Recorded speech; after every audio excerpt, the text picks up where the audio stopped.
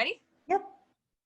Hello, I am Erin from Morehouse Farm. I am here with Vanessa Black of Vanessa Knits, which we are super excited to bring to you the Calvin sweater. And Vanessa designed this first for her son, Calvin.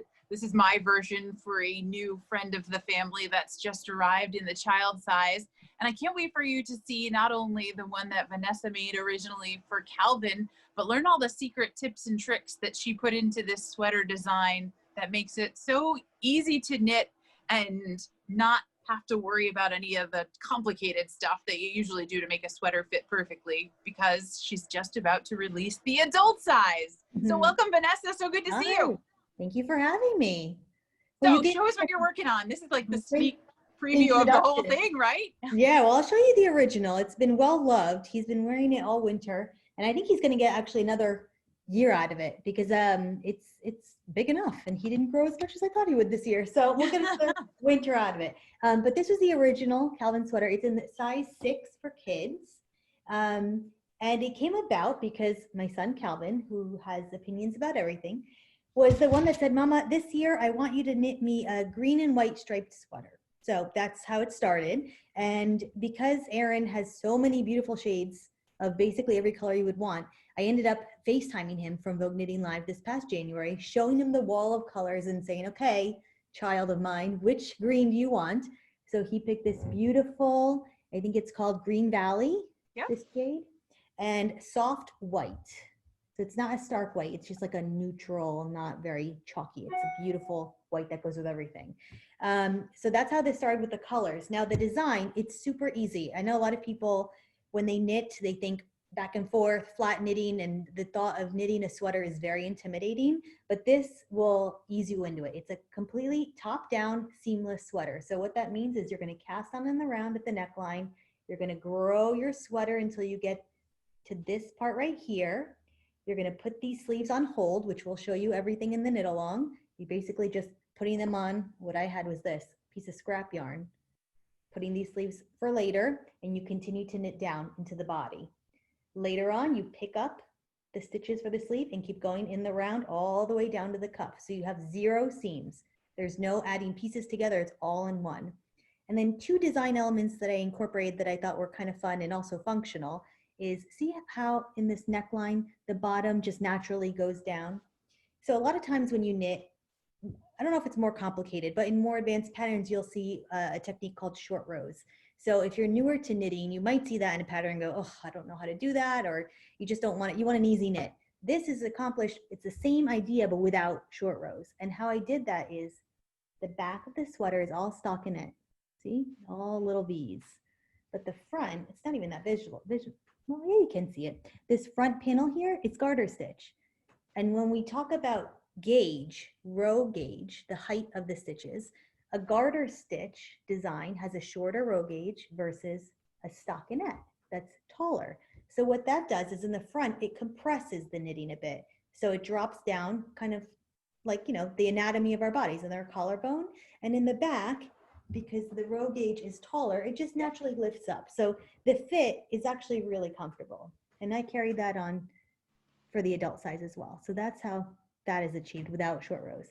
The other thing that you'll learn in the pattern, which there's a short 2-minute video in the pattern that you can link to YouTube, is how to do jogless stripes. So when you're knitting in the round, you're not doing rows, you're knitting essentially a spiral. So what can happen is when you're doing stripes, there's a point where you're switching from color to color that it looks like there's a jump and it's not completely flawless. And that annoys me because I'm type A and I like things to look a certain way. So you'll see, here's the stripes. This is the jog. You can't really see it, can you? It's kind of flawless. You don't see Nicely done. It's pretty clean. So in the pattern, again, you'll click on it. It's a really easy technique, but once you learn it, you're gonna go, "Oh my gosh, I'm gonna use that on all of my striped projects that are in the round." So it keeps it nice and neat. You'll do that on the sleeves and on the body. And it's a good beginner pattern. It's a good advanced pattern if you just want something easy. And we had a lot of people request an adult size. So the children's size that came out, was it in May? I think it was in May. Oh golly, yeah, I think so. March? May? Mm. COVID, I don't know what day it is anymore. I don't even know. I think today's Tuesday. That's what they tell me. But the kid size sweater, if you purchase that pattern, goes from 6 months to 12 years. So it covers basically every kid in your family. And then we had a lot of people saying, well, I want a sweater for me. So I worked with a tech editor. We did a lot of math because raglan designs can be tricky. But this is the women's extra small that I'm going to be wearing at our little Rhinebeck weekend, even if Rhinebeck is not happening. Well, stay tuned for how you get to play with that. So this is the coming up. Same type of design, garter stitch in the front, has that dropped front panel, jogless stripes, and these colors. If you follow me on Instagram, you know that I like my neutrals. Although now I'm getting into colors, thanks to Erin. So I knit another one of these Calvin sweaters for a friend that was having a baby out of oatmeal and the soft ivory white, which is beautiful. And I would have adorable done that too. It's so cute. I gave it to her yesterday, actually. Oh, I hope you got some pictures. I didn't. We were there for like 2 hours outside, you know, with this whole COVID. I didn't even get to hold the baby. So sad. But reason to go back. Yes. So these colors, Erin said, why don't you try something new? So I did. This is aubergine, the main color, and lavender, which hello, and that's for the contrast color. And it's really, really fun. I'm glad I did. I can't wait. I'm almost done. I've got a half a sleeve to go. I'm at the decreases now, and I'm going to block this baby, get some pictures of it. So this will be coming out very, very soon, beginning of September. Yeah. We'll do something. So, magic date for release? I think it's the 9th, right? Tuesday? 8th or 9th? Yeah, in that neighborhood. That Tuesday is? That Tuesday, right. That's the plan. That is the plan. Testers are knitting it right now. It's been tech edited. Just making sure that the testers can recreate the sweater and they can go through it, understand all the directions. I have a couple of little feedback points that I'm adding in, which is great because my patterns, I want them to be, you know, that you read it and you understand it. I really don't get that many questions on my patterns because I give you everything that you might need. I think about if I were knitting it, like what would I want to ask the designer? And I put that in because you just want to be able to knit it and go. And it's so impressive to me how much time you've taken to write out even, for instance, a chart for the sleeve decreases so I can use that as a checklist as I'm working through. Like that's above and beyond, I think, in a pattern. So thank you for that. Well, I've knit, I mean, look, I knit other people's patterns all the time. I was a knitter of other people's patterns for many years and I still am. And I know what frustrates me as a knitter, just as a consumer on that side. And it's, if I have to read a pattern and then do math, that pisses me off because I'm paying for a pattern and I want the math to be done for me. So that's why you'll see a lot of checkoff sheets, and some people don't need it and they don't print it. So you can decide you don't want to, but for those that just want to like, just start going and not have to use their brain too much, you print it and you can check off each row and it'll tell you increase at the body or the sleeves or both or what you need to do. And it's all there. Yeah. So I can't wait to introduce people to your other projects a little bit later on. I hope they'll join us for another segment. But for instance, a sneak peek, the Morehouse hat. I think you have one there too. Yes. Right. See this beautiful chunky cable and there Vanessa goes all out in color. Right. That's not only a knitting version because you can't go to New York City and just wear, you know, normal colors.